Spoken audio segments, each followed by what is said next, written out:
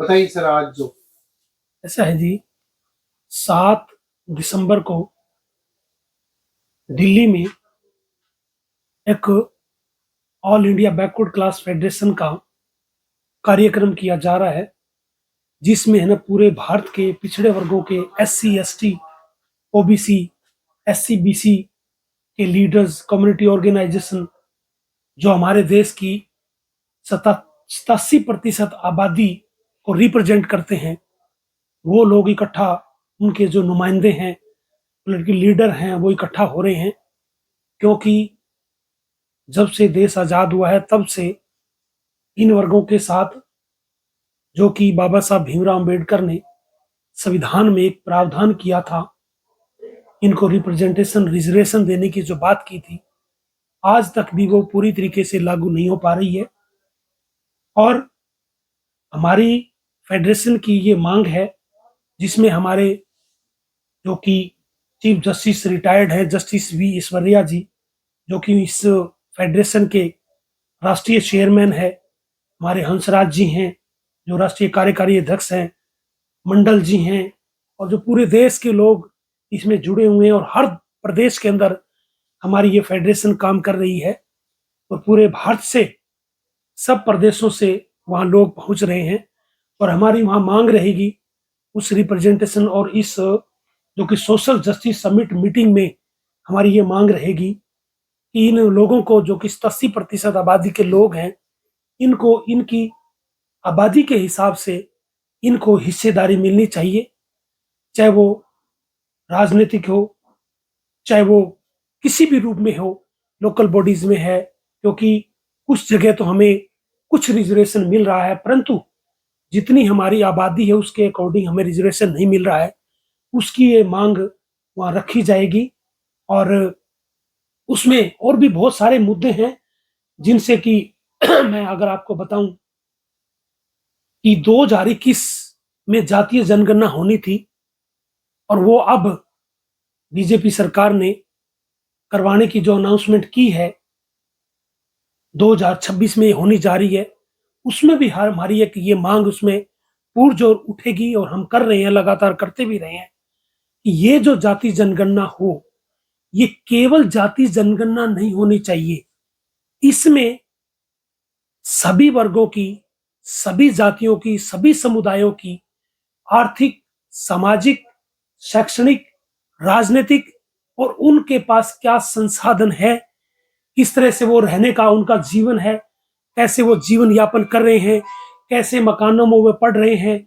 किन स्कूलों में उनके बच्चे जा रहे हैं, सरकारी स्कूलों में किन के बच्चे पढ़ रहे हैं, कॉन्वेंट स्कूलों में किन के बच्चे जा रहे हैं, उनके कितने व्यापार हैं, कितने पेट्रोल पंप हैं, कितने उनके ठेकेदार हैं, कितने वो समाज में,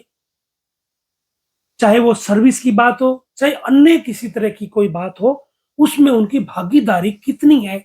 इस तरह की जनसंख्या जातीय जनगणना हम करवाने की मांग करते हैं। नए बहन कुमारी शैलजा जी भी है ना, विशेष रूप से उनको निमंत्रित किया है, और वो भी इस कार्यक्रम में पहुंच रहे हैं, हमारी शैलजा जी, जो कि सोशल जस्टिस की लड़ाई लड़ती रही हैं, और हमारे विशेषकर हमारे SC BC और दबे कुचले लोगों के लिए, वंचित समाजों के लिए लड़ाई लड़ती रही हैं हमेशा हमारे शैलजा जी, पार्लियामेंट में भी और वैसे भी धरातल में भी वो भी इस कार्यक्रम में पहुंच रही हैं। इस प्रकार से धरने प्रदर्शन चल रहे हैं, आपका जो ये अभियान है सराहनीय कदम है, इससे बदलाव की कुछ संभावना लग रही है? अच्छा देखो जी, लोग अपनी डिमांड रखेंगे, जमीन पर आएंगे, लोगों को जगाएंगे, सरकार की आंखें खोलेंगे, अपनी डिमांड रखेंगे। क्योंकि सरकार की एक ये मंशा बन गई है, इन्होंने एक ऐसा अपना एक व्यू बना लिया है कि जब तक लोग रोड पे आके, सड़कों पे आकर के पुरजोर तरीके से जब भी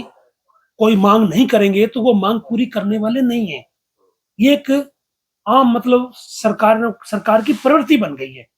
कि जो लोग सड़क पे आएंगे, जो मांग करेंगे, उसी की मांग वो भी बड़ी आसानी से नहीं करने वाले, इतनी आसानी से तो नहीं करते, परंतु उसमें वो जरूर उनके थोड़ा सा ये रहता है भी, लोग सड़कों पे आगे, हमारा वोट बैंक खिसकने वाला है, और उसमें फिर है ना सरकार जरूर ध्यान देती है और जरूर धरने प्रदर्शन ये कानूनी राइट है, हमारा संविधान ने दिया है। बाबा साहब भीमराव अम्बेडकर ने संविधान में हमारे को ये चीज दी है, क्यों नहीं करेंगे? डिमांड करते हैं हम, जो एक व्यवस्था बनी हुई है, हमारा अधिकार है। प्रदर्शन हमें मैसेज देते हैं कि सरकार जो है ना ठीक काम नहीं कर रही है, चाहे वो किसी भी विभाग का हो, कर्मचारी हो, किसान हो, मजदूर हो, तो धरना प्रदर्शन होते हैं। यानी लोगों का ये भी मानना है कि जिस दिन धरने प्रदर्शन खत्म हो जाएंगे तो सरकार और प्रशासन एक सही दिशा में काम कर रहे हैं, ऐसा कुछ सोचते हैं। ऐसा देखो, सरकार तो ये चाहती है कि ये धरने प्रदर्शन ना हो, क्योंकि जिस तरह से है ना ये, जिस तरह की मतलब है ना योजना ये लेकर के आते हैं ना, तो लोगों को ये मतलब भ्रमित तो करते ही है ना, कि योजनाएं जब आती हैं लोग एक बार भ्रमित होते हैं और बाद में जब उस योजना की हवा निकल जाती है ना, तब वो पता चलता है भी ये क्या हो गया। कुछ लोग तो बेचारे फिर भी इस मुगालते में रह जाते हैं कि हो सकता है ये योजना तो बड़ी अच्छी आई थी, परंतु तू यह भागा होगा, कि तुझे इस योजना का लाभ नहीं मिला होगा, योजना तो ये अच्छी ही थी शायद, लेकिन वास्तव में वो अच्छी योजना होती नहीं है, केवल वो जुमले ही होते हैं। नाम जरूर भारतीय जनता पार्टी अच्छे अच्छे स्कीमों का लेकर के आती है, बड़े बढ़िया बढ़िया नाम चुन करके बड़ा उसके ऊपर अध्ययन करके मतलब उसको लेके आती है योजनाएं, परंतु उसमें कुल मिला के वो सिर्फ है ना फ्लॉप साबित होती है। अब किसी भी योजना को देख ले, अभी ये लाडो योजना कौन सी अभी आई है, लाडो लक्ष्मी योजना आई है, अभी लागू होने से पहले ही इसकी हवा निकल गई है। अब मुख्यमंत्री ने अनाउंस किया कि पहले तो देने की योजना की पहले का कुछ लोगों को देंगे, फिर जब बजट इसका दिया गया सरकार आने से पहले इन्होंने सोचा था कि हमारी सरकार तो आएगी नहीं, एक आप इतना बड़ा बजट तय कर दो ताकि आने वाली सरकार को ये मुसीबत में पड़ जाए। अब उनके लिए वो मुसीबत हो गई है कि वो बजट है नहीं, इतना योजना इतनी अनाउंसमेंट कर दी है, लागू वो करे कैसे, पैसा है नहीं, पैसा तो तनख्वाह देने के लिए भी नहीं है, योजनाएं तो धरातल पे लागू करने की तो बहुत दूर की बात है। इसलिए आगे से आगे एक्सटेंड करते रहते हैं तारीखों को।